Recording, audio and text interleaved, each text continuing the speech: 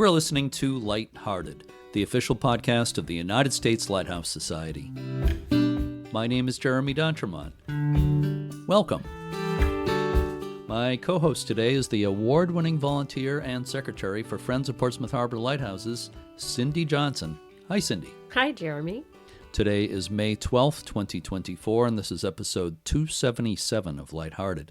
In a few minutes, we'll hear an interview about a very interesting lighthouse on Long Island, New York, and also a related book. We're actually recording this in late April as I'm preparing to take a road trip down the East Coast in May. Also, as we speak, some good news. It looks like the badly damaged oil house at Portsmouth Harbor Lighthouse will be stabilized soon, maybe this week. That's great news. I love the little oil house. It's cute, isn't it? Oh, adorable. Maybe we should rent it out. It's enough for some people to live in. It's a little spooky. Maybe at night, yeah. Yeah. But anyway, I'm sure a lot of our listeners know that 3 storms this past winter did a lot of damage to the base of the lighthouse, and the Coast Guard is also slated to repair that soon. Luckily, we're pretty much past the winter storm season, so we're hoping for the best. Absolutely. The best case scenario is that we'll have public tours by appointment again this season, as we used to do. After COVID and before storm damage, we did Correct. Tours by appointment. Yes. Yeah. But last year, we weren't able to do them because the footbridge to the lighthouse was washed away. So hopefully we'll get them going again this year. That'd be ideal, but I'll just be relieved once the repairs get started.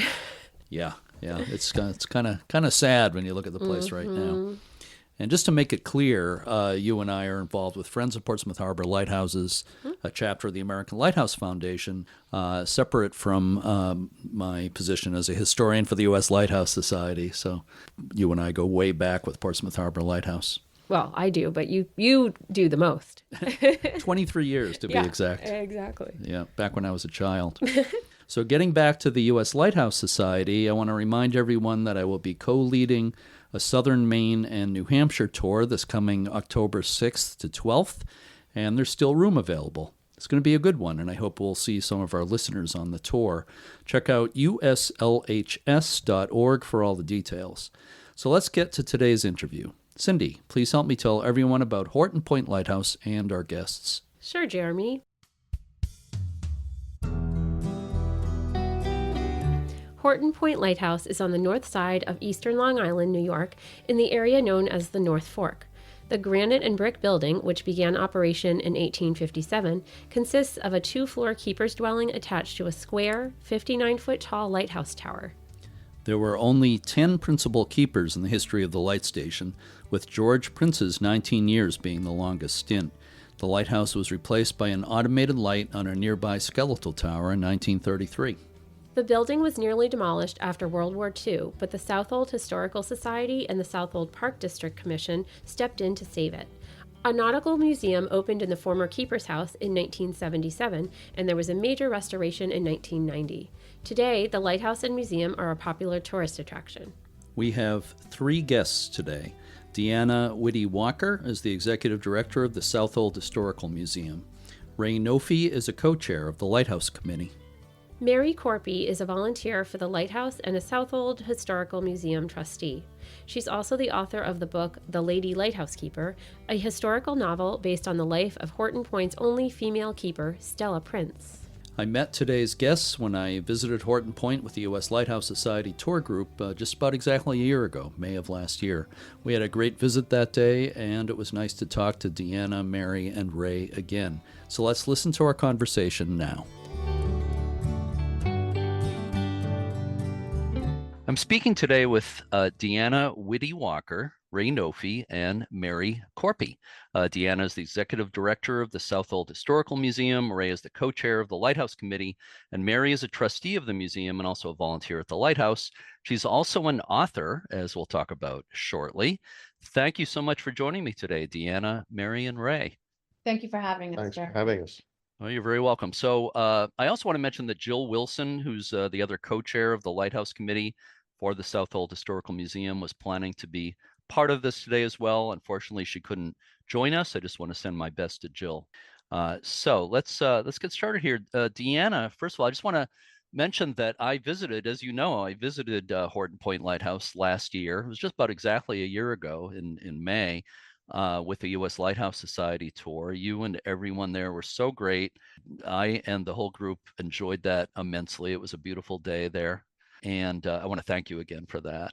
So let me ask you, just to clarify, who owns Horton Point Lighthouse and what is the relationship of the Southold Historical Museum to the lighthouse? Sure thing. First, but just to go back, Jeremy, we were both honored and privileged to have the group join us at the Horton Point Lighthouse last summer. We were so pleased to be one of your stops and that you featured us amongst many other lighthouses. So thank you for that. Sure. You asked about the lighthouse and who owns it. So it's a little bit of a trio here with the Horton Point Lighthouse. Of course, the light itself is owned by the U.S. Coast Guard because it is a navigational tool. And so they come and they check it and maintain the light. The grounds and the building itself is owned by the Southold Park District, which is an entity that is part of our, local municipality. And they maintain both the grounds and the building. And then within the building, the Southold Historical Museum, which formerly we were Southold Historical Society, so sometimes you might see it both ways. But the Southold Historical Museum maintains a museum within the building. And we do have a perpetual lease with the Park District that, provided we open to the public and allow them in the museum and up in the tower, we have permission to use the space. Okay, thank you. I just wanted to get that clear in my mind. It's not unusual to have multiple layers of management in these places. So I think I pretty much got it. I've got it straight now. So does the historical museum, Southold Historical Museum, manage any other properties besides the lighthouse? That's a great question. Yes, we do. We actually have 3 museum locations. So we call the Horton Point Lighthouse one of our locations. We don't want to say that we own it. We want to make sure people understand that. Right. I'm sorry. I misspoke when I said No, owned. you Yeah. didn't speak. It's a really great collaboration, and we're very fortunate and pleased that the Park District, accommodates us in that way. But we also own a number of buildings down on our Maple Lane complex of historic buildings. And that's here on the main road in town, as well as an 1874 historic building. It's the Prince building. It had been the Henry Prince store originally when it was built. And we have our archives office and some shops in this building as well. Okay. So I'd like to get a bit into the history of the lighthouse. We're also going to talk, of course, about Mary's book and about kind of the present day, everything at the lighthouse, what people can experience and so forth. But I want to get into the history a bit. And Ray, you may want to handle this. The lighthouse was originally commissioned in 1790, but it wasn't built until 1857, which seems like a pretty long delay. Do we know why it was delayed for so long? Well, we've looked in a number of places trying to find something definitive, and about the only thing we can come up with is one, government inertia. Congress didn't allocate funds that were required to acquire the property and build the lighthouse. But secondly, there was also a problem with acquiring a property, and that didn't happen until a few years before construction began in late 1856. Government inertia, what a novel Yeah. concept. I guess the more things change, the more they stay the same. Yeah. So why was the lighthouse needed at Horton Point anyway? Well, Long Island was created as a consequence of the Ice Age, as all of this material is moving south from the polar ice cap. And it created a number of navigational hazards in the process. One, sandbars in the cove right below where the lighthouse is now situated. And then a huge number of glacial erratics or boulders submerged under the water, but you can also see many of them along the shoreline, and we even have some of them up on the property. And so from the colonial period on time, when marine traffic started to increase, there were a number of shipwrecks. They either got hung up on the sandbars or they hit the boulders submerged underneath the water. It got to the point that area, that cove, became known as Dead Man's Cove because there were so many wrecks. In general, there's some disagreement, maybe 13 to 17 wrecks directly in front, but 20 or more in the surrounding area. Dead Man's Cove actually is a misnomer because no one actually died in the shipwreck. They were all rescued. There was only one mishap, and there was a wreck in 1863 of the Commodore, which was one of Commodore Vanderbilt's passenger ships. It ran aground. The rescue operation was going quite well, except there was one passenger who thought, well, I'm not that far from shore, I can swim. Well, he dove over, hit one of the rocks, and that was the end. So that was the only time there was an actual tragedy. So that's essentially why there was a need for the lighthouse. And when Washington visited the North Fork in the 1750s, he was at that time a colonel in the colonial militia. He had contact with Ezra Lamadou, who sometimes is referred to as a surveyor or an engineer, and they talked about the need for lighthouses. Montauk was mentioned, and so was Horton Point. So that was where the germ was set in Washington's mind. So when he came to the presidency, he was able to commission it in 1790. Wow, that's really interesting. So the seed of the lighthouse goes way back to the 1750s. So Ray, a man named William Sinclair, from what I've read, was very important in the history of the lighthouse. Who was William Sinclair? Sinclair is interesting because he had kind of a dual role. He was an immigrant as a child from England, wound up working in Brooklyn in a Navy yard, and then was tapped to supervise the construction of the Horton Point Lighthouse, and went out to Horton Point here in about 1856 to start preparations, and he eventually became the first lighthouse keeper. When the Civil War started, Sinclair left and went back to Brooklyn to work in the naval yard there. So he was only a keeper for a few years. So I'm wondering, is there anything notable about the construction of the lighthouse and also its architecture? Well, I think first we have to understand that the lot on which the lighthouse sits is 60 feet above sea level. So that's going to affect how the building was constructed. There was a problem in terms of getting materials, and they needed granite, particularly for the foundation. We have no granite quarries here on Long Island, so all the granite had to come from New England. And then the other component, bricks.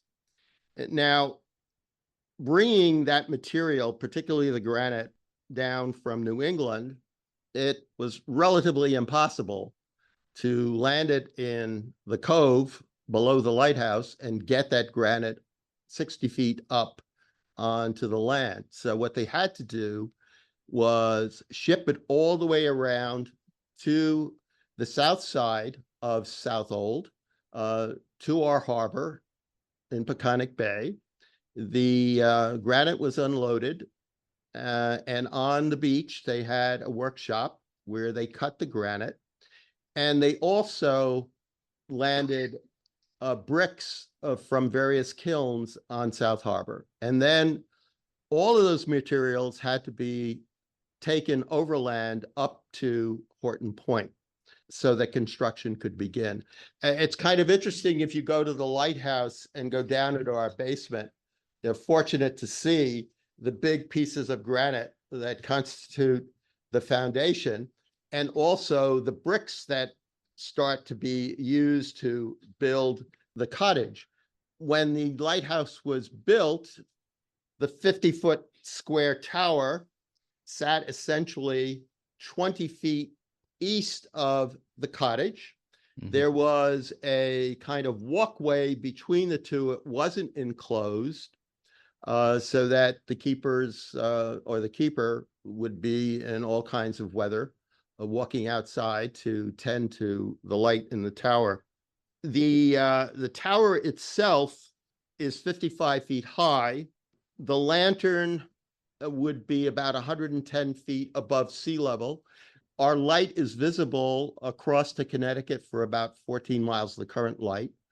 And that current light is an LED, which I think the Coast Guard put in about 2 years ago. So that's maybe the fourth light that we've had. By 1870, it was realized that a keeper himself needed some help, and so they needed to hire an assistant keeper. And so a second story was added to the cottage, and the walkway was now enclosed, and they put some rooms above the walkway, and then a porch was added. And that's essentially what we have today. So look at some photographs from 1872, 73, and look at photographs today, pretty much the same. Yeah. Looking at it's configured. I think it's kind of unusual. I don't know of any other lighthouse that looks quite like it. Often you'll have lighthouses built around the same time that look very much like each other. I think it's pretty unique, and a lot of that apparently has to do with the way it kind of evolved over the years, as you just said. I've looked at books, any number of books, looking for similarities, and you're right. That's about the only one, and yet you see duplicates even of some of the other 7 lighthouses we have here in Southold town being replicated in one form or another all across the country. Right. So before we move on to Mary and her book, and we're going to talk about a particular keeper that Mary wrote about, but anything else, Ray, about the human history, or Deanna, anything about the human history of the place before we move along here?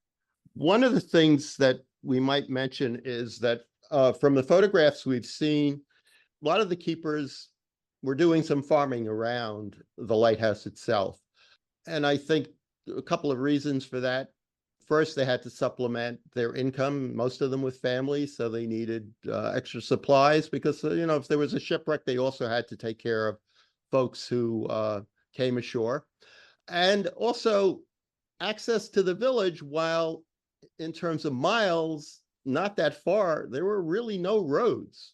They had to go across fields, and so it was difficult to get back and forth with supplies.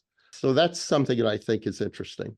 Well, I'm glad you mentioned that, because we think of Long Island as being pretty densely populated and things not being isolated, but this was back in the 1800s. Things are a little bit different. So, Mary, I want to move on and talk about your book and Stella Maria Prince Terry and your book, The Lady Lighthouse Keeper. So, Mary, what led you to decide to write a book about Stella? Well, actually, I was a new retiree who relocated out here to the North Fork in June of 2017. I was just looking to get involved and meet new people, and became a docent at the lighthouse. It just sounded intriguing. And then I started reading everything I could find about lighthouses and discovered that there was one woman who served at Horton Point, and there was nothing published about her. I checked all of the published sources and nothing had been published about Stella. And I couldn't understand why. Stella, according to local sources, had really done a yeoman's job for most of her life. She actually lived at the lighthouse longer than anyone ever has, from when she was 3 years old until she was 37 and left to marry for the first time. So she was a very unusual woman for her day, and her story intrigued me as I began to put pieces of it together. So what made you decide to write the book in the form of a historical novel? Well, the fact that although I did a great deal of research with origin sources to find the factual information that is the basis for the book, there really wasn't enough written. I never found anything written by Stella herself. I never found her journals, which she probably did keep, but they have not been uncovered. I was, however, with the assistance of local historians here, Amy Folk, our historian right here at Southold Historical, sat with me and we went through the keeper's logbook, which Stella did write in for a short period of time when she was the official keeper. And I was very excited to see her schoolgirl handwriting, very different from her Captain Ebbets, who she served with. However, she never wrote a single note other than the weather. It was the weather every day, nothing more. So I got no sense of her personality from that. There were never any letters uncovered from Stella, although there were 3 letters that the researcher from the Southold Library uncovered. 3 letters that her mother sent to her during a pivotal time in the family's life. And those were very informative for me.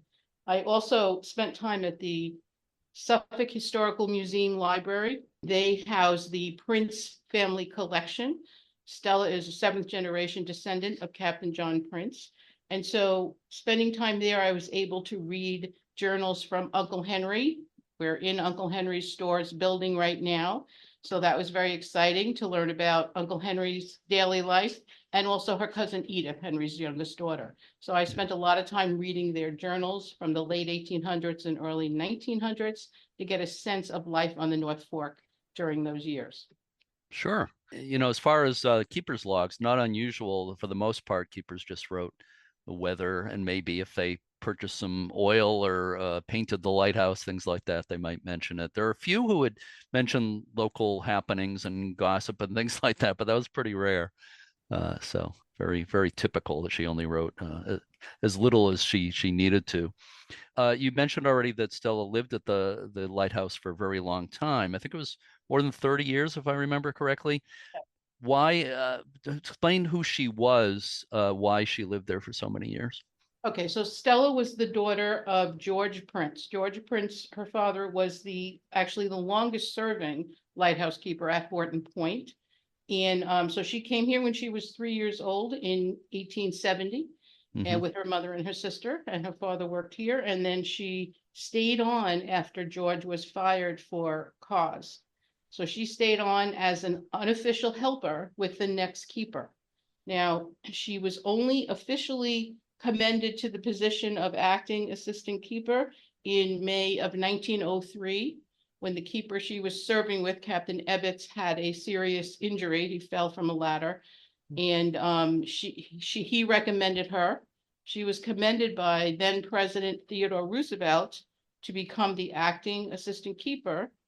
However, she was not officially acknowledged by the Coast Guard or any other published document that I could find.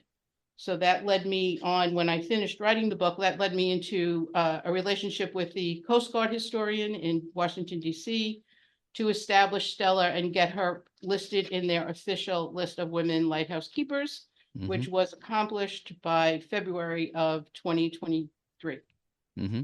That's fantastic. I commend you for everything, not just writing the book, but for getting Stella or the recognition that she deserved. And also, I don't need to tell you, I'm sure you know that there are many cases of women at lighthouses who did a tremendous amount of the work, whether they're wives or daughters of keepers. A lot of them learned how to do the job because you always wanted more than one person in the household to know how to do the job in case something happened to the man, either illness or death or whatever it might have been.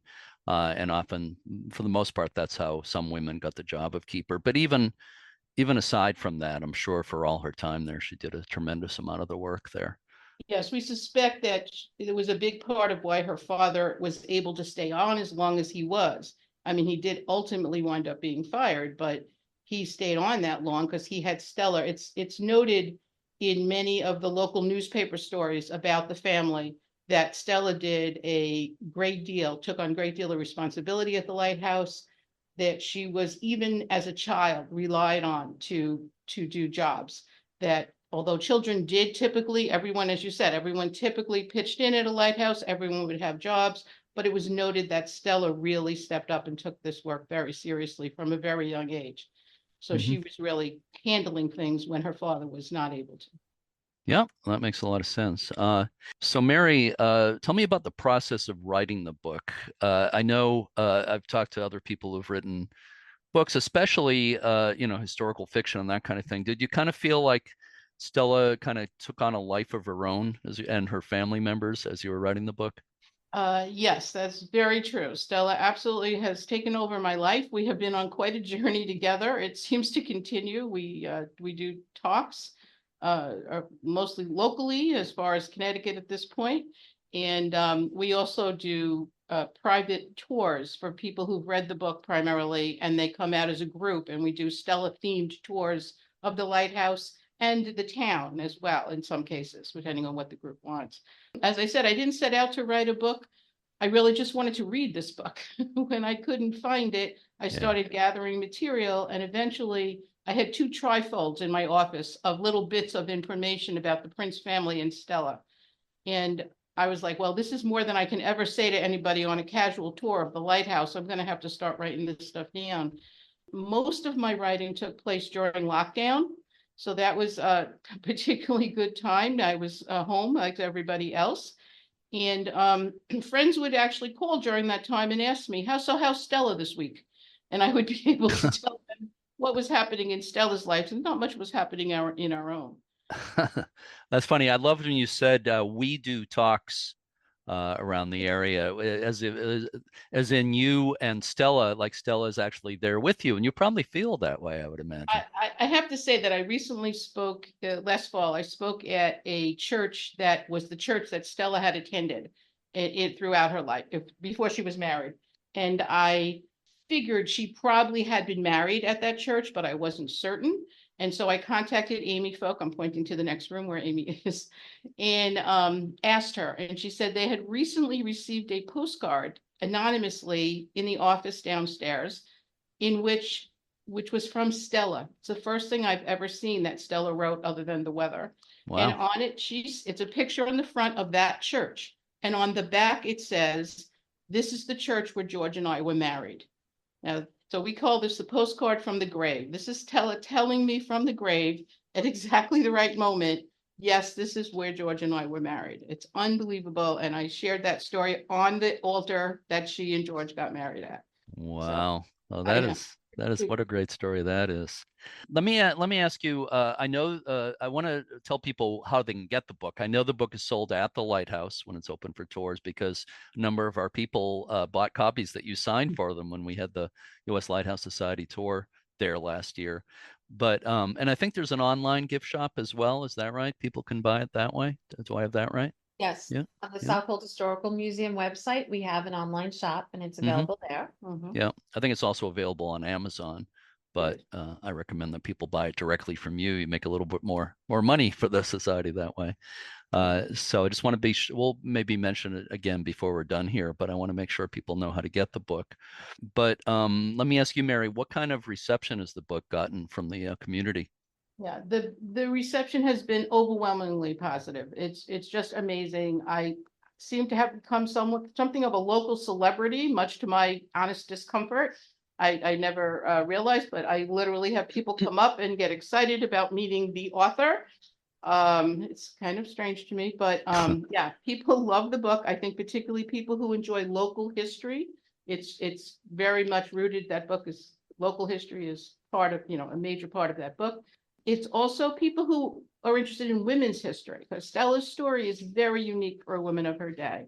And she really did not follow the typical mode. And in the book, we have a comparison to her sister, who did follow a very traditional path for a woman married at 18 and so forth. So the juxtaposition between the two women is really jarring. And that's all factually based. So it's really fun.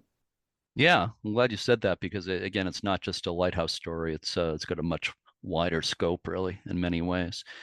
So Mary, had you written other books before this one? Yes, my first book is nonfiction. It's for families of children with special needs. It's based on the work that I had done. And I learned through this process that publishing a nonfiction book was a piece of cake compared to publishing a fiction book. So I wound up self-publishing this book. And that was a very interesting journey. I hired an editor who guided me through the process, and it was terrific. But yeah, really challenging. And there is an ebook version available on Amazon also. And that was a local publisher who picked that project up for me and did it for very minimal. So I'm, pleased that is available to people. Yeah, yeah. And the book is beautifully written. It's also beautifully produced. I've got my copy right here next to me, and the look of it, the cover, everything about it is beautifully done. So congratulations on that. I hired a professional, at least my husband and I hired a professional book designer who took the manuscript and made it look beautiful, and he did the cover and designed the inside as well. So. And congratulations on just writing it in general, because I've written nonfiction, and I've tried to write fiction or historical fiction, and I shelved a project I wrote maybe 100 pages for something about, I'm going to say maybe 10 years ago. I'm not giving up on it, but I find writing fiction so challenging, and writing dialogue and everything. It's to me it's a formidable thing to do. So anyway, congratulations on that, Mary. For me, it's much easier to write fiction, and Really? dialogue is my thing. So I'm writing another book or rewriting another book, my first novel, and it comes very easily to me. So sticking to the facts is challenging. For me, it's the opposite, but I've heard other people say the same thing as you. So, Deanna, did you have something to add about Mary's book? Yes, I think it's important to note that, Mary's book is really engaging and it's educational. We learn some more about the Horton Point Lighthouse, about it and the life of a keeper, and just the fascinating story of Stella Prince. But it also has had a side benefit, which is that it's brought more and more visitors to Horton Point Lighthouse. So we are very grateful that Mary, being a volunteer at Horton Point Lighthouse, featured both an extraordinary keeper, but a place that's, very beloved to us. And we're fortunate that we've had so many more visitors. You were obviously on the map before that, but it's made an even stronger place on the map for Horton Point Lighthouse. That's fantastic. Exactly. Yeah. So let's go back to the history a bit. The lighthouse was replaced, the light in the lighthouse was replaced by a light on a nearby skeletal tower in 1933. Actually, I understand that the keeper who was there at the time stayed on for a while. Do I have that right? Yes, the last keeper stayed on through the hurricane of 1938, and the roof blew off, so he had to leave. That was probably the most devastating hurricane that has ever hit the North Fork, and he left after that. The roof was repaired, and on and off there were tenants there, but not necessarily on a consistent basis. As we moved further into time, you got into the 1960s, the house was being vandalized. It got to the point that there were people in the village here that wanted to pull it down because it was such an attraction for all kinds of things that were going on there. And what's interesting is we get a visitor every once in a while, some people my age group who actually were in there doing things they shouldn't have been doing. It's always interesting to have them show up and actually admit it. There was a collaboration to save it, and maybe Deanna would like to speak to that. Right. Yeah. If I could just interrupt for a second, I just want to mention, you mentioned the hurricane of 38 blowing the roof off the building. It was also the worst hurricane in recorded New England history. I'm here in New Hampshire, and I don't know if you realize that 7 people died at lighthouses in that storm on Oh, really? on the south-facing New England coast. Wow. Rhode Island and Massachusetts. Yeah, so pretty significant storm in many ways, and certainly in lighthouse history. That's very interesting for us to even add to our notes as well.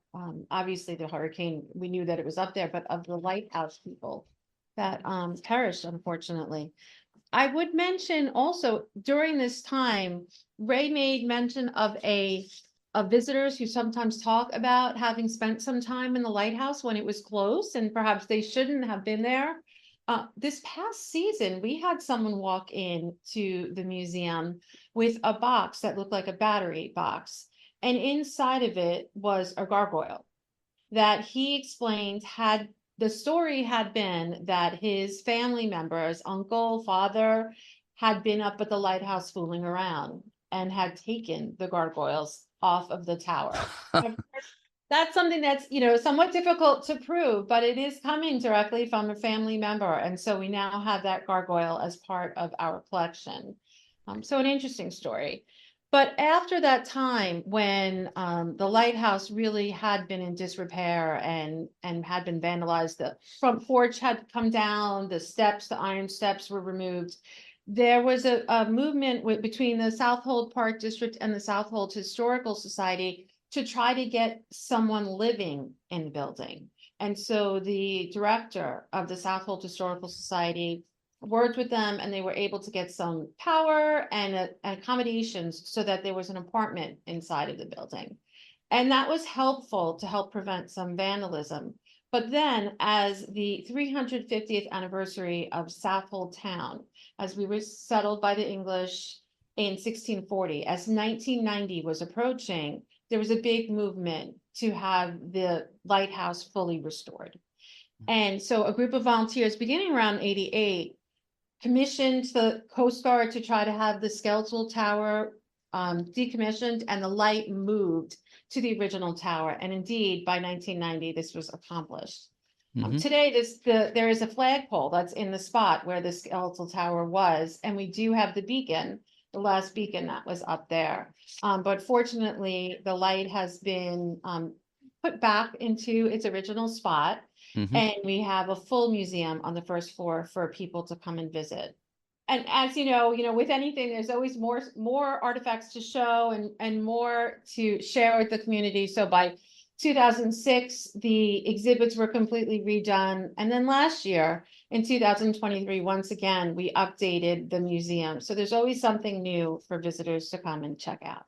Right, right. Well, it's a great museum, and I just want to follow up on something you're talking about the gargoyle from the lighthouse. We're talking about a drain spout. Yes. Yeah.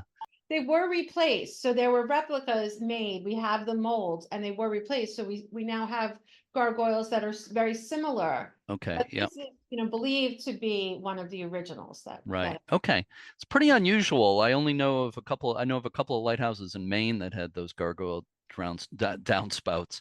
One of them being West Quoddy Head at the easternmost point of the U.S. And they had theirs refabricated and put back a few years ago. Pensacola also Yeah. has those. Oh, same- okay.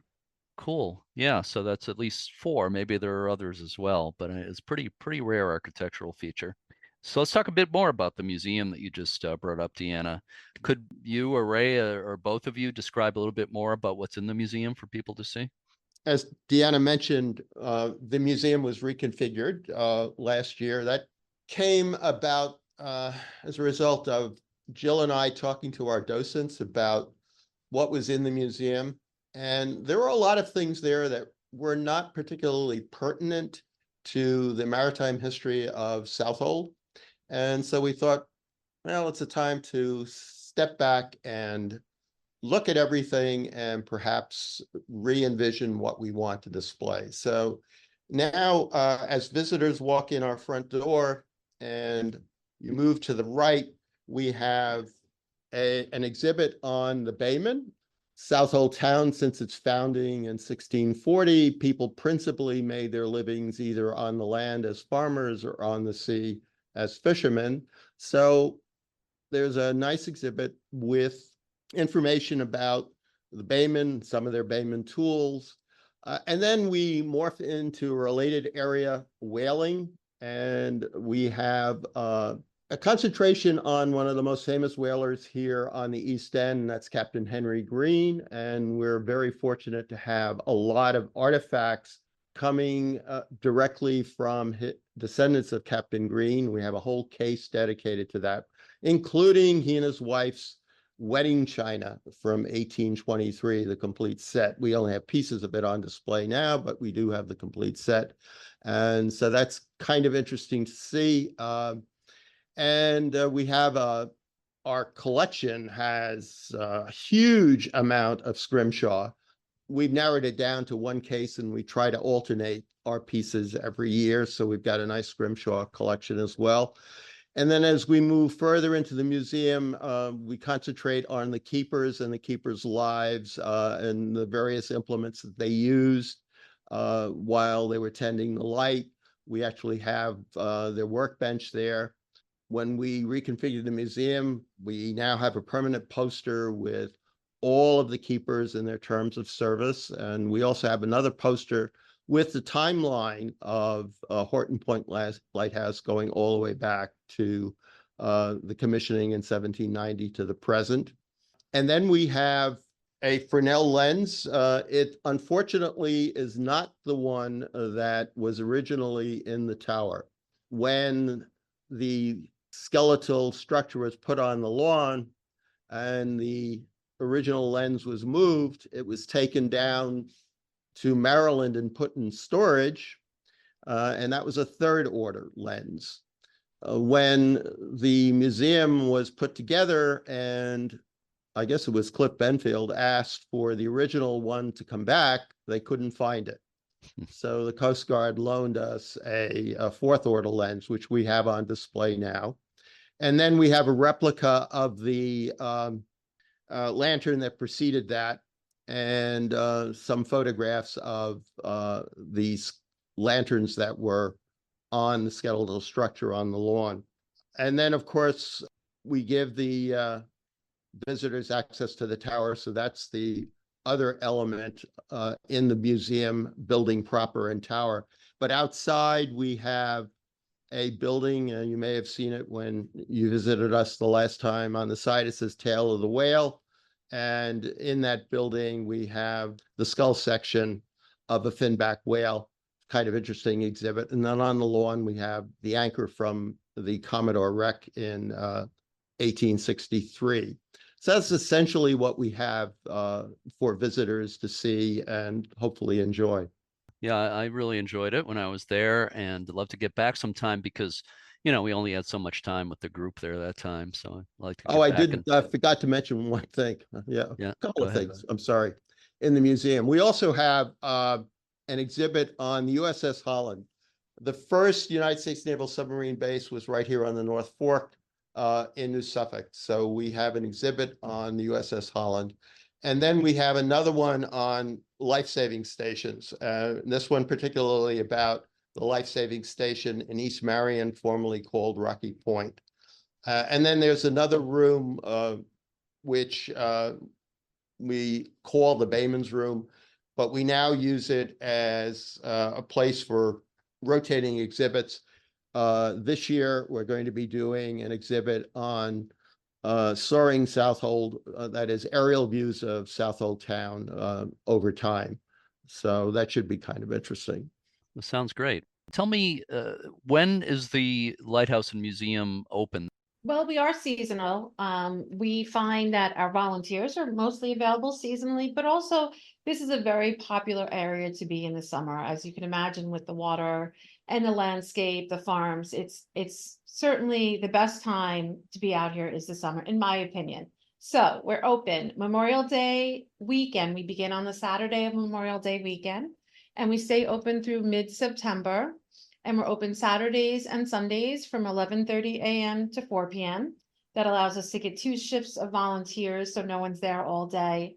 And also, interestingly, when you come to the lighthouse, if it's during the months of July, August, and that mid-September, you can also come down to our Maple Lane complex of historic buildings, where the buildings date from the 1700s through the 1900s, and your admission is for both Horton Point Lighthouse as well as the Maple Lane complex. So we look forward to seeing visitors this coming season. Yeah, that's another reason I need to get back to see your other property as well. But there's also one other thing that's developed, and I think a lot of it has to do with Mary's book, and that is we are hosting more and more private group tours. Mm-hmm. We haven't even started the season. We've got 12 booked already. So that's kind of nice. And we have them come during the week. We can't handle groups on the weekends. We're starting actually in May, and we've got them booked all the way through October so far. Deanna, you mentioned volunteers a few minutes ago. I know from experience that you're probably always looking for more volunteers. Is that right? Absolutely. I don't know of another museum or nonprofit for that matter that isn't always looking for volunteers. But the Horton Point Lighthouse volunteers are a really passionate group. And of course, this because lighthouse lovers, they just wear it on their sleeve, and their enthusiasm is just contagious. So we are always looking for volunteers at the lighthouse and also at our other locations. We've got lots of different hats that we wear, and we welcome anyone with an interest in history, in community service, and just being around other people to reach out. And I'm sure we can find an area where they can volunteer with us. Sure. Well, you never know who's might be listening to this podcast. There might be somebody in your neck of the woods who's very interested in helping out. I hope so. So let me ask you, we talked about the earlier restoration there after the period when it kind of fell into disrepair, but in more recent years, has the Historical Society Museum carried out any restoration projects? And I guess part 2 of that question, is there anything in the pipeline, more work to be done? As far as the historical museum, for us, we're fortunate that we're in an area where we can maintain and continue to look at the exhibits and try to update and keep things fresh.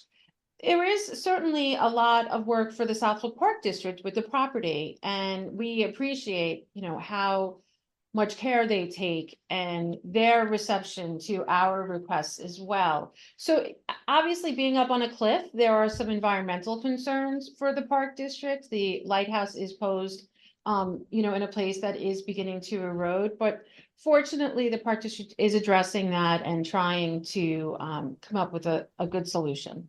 Okay, so now I have one final question for each of you. Okay, and this one's for bonus points. All right. So I hope you got your number 2 pencils sharpened. And I'm going to save you for last, Mary. I want you to answer this last. So Deanna and Ray, you can fight between you to see who's going to answer first. But the question is, what is your favorite thing or things about your association with Horton Point Lighthouse and the Nautical Museum?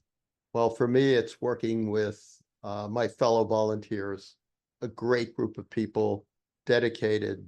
We're like a family. And I say that in all sincerity. It's just a great place to be.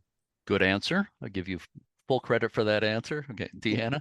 Well, I'm going to echo what Ray said. I mean, when I stepped into this position, I didn't really understand what a great group it was. And then they invited me to their first little preseason gathering, and I got to spend some time with everyone. And I realized that it's a treasure.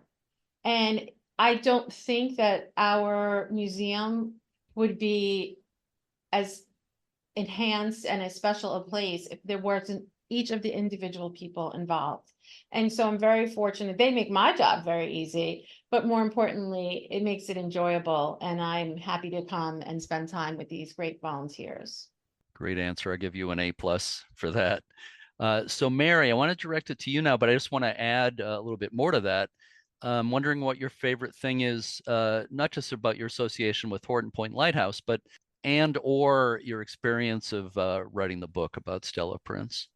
Okay, well, in terms of working at the lighthouse, it is very much a positive experience. It is exactly what I wanted in terms of moving to a new location and getting involved and finding like-minded people who have now become friends. I really have made my closest friends through here on the North Fork through my work at the lighthouse. And as Ray said, we've become kind of a family here. Ray and I are particularly close, spend time together with a group of us outside of the lighthouse as well, all year round.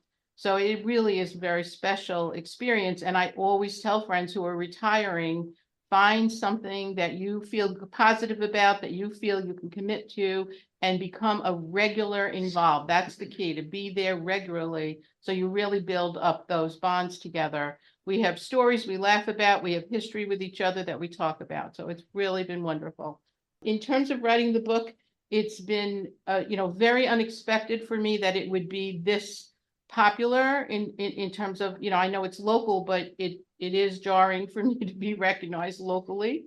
Even it's a lot of fun. I mean, I tell the story of bringing my son and my grandsons to the lighthouse this past summer to deliver books, and I'm not dressed and I'm not in any way, I'm not there to work. I'm just dropping off books. And a woman comes up so excited to me. I knew you'd be here. You're the author. Can I take your picture? The whole 9 yards. And on the way back, my grandson is saying to my son, you should write a book. You should do this. And it was just a wonderful, lovely, experience for them to see this and, for them to then feel like, well, Dad should do this too. He should write a book. And then people will go crazy when they meet him. But there's been a lot of positive experiences. And I find, when I least expected, I'm just participating in something completely unrelated. That's when someone comes up out to dinner with my husband, whatever it is, and someone comes up and says, "You're that author. Oh, I loved your book." And it's very nice. It's so nice of people to comment. I have lovely reviews on Amazon and and Goodreads, and I really, really appreciate that. But it's a surprising experience for me to have that. That was never, that certainly didn't happen with my first book. It was certainly never my intention when I wrote it. I didn't set out to write a book. I just felt I needed to tell Stella's story. No one had told it. So I'm very happy that I was able to do that. Oh, I think we all are. And I give you an A+++ and a gold star for that answer. But, all three of you, I ask this question a lot in interviews, but and it's usually the people that people talk about, how wonderful it is to work with these groups of people. And that's what makes this all special, both in terms of history, the historical personalities like Stella and so forth, and the people today. It's always, the lighthouses are great. They're wonderful structures and everything, but it's the people that bring it alive and make it so special. So, and speaking of that, I want to thank the three of you, Deanna and Ray, and of course, Mary, for spending this time with me today. It's absolutely fascinating. You have a wonderful lighthouse there. I enjoyed visiting so much last year and really hope to get back there. And remind me again, Deanna, what's the website? www.southoldhistorical.org, and you can link right to Horton Point Lighthouse through there. Excellent. Yeah. So I hope people will check that out. And if they're anywhere on Long Island, come by and visit you. So again, thank you all so much for joining me today. Thank you. Thank you. Jeremy. Thank you very much for having us, Jeremy, and for featuring our special lighthouse.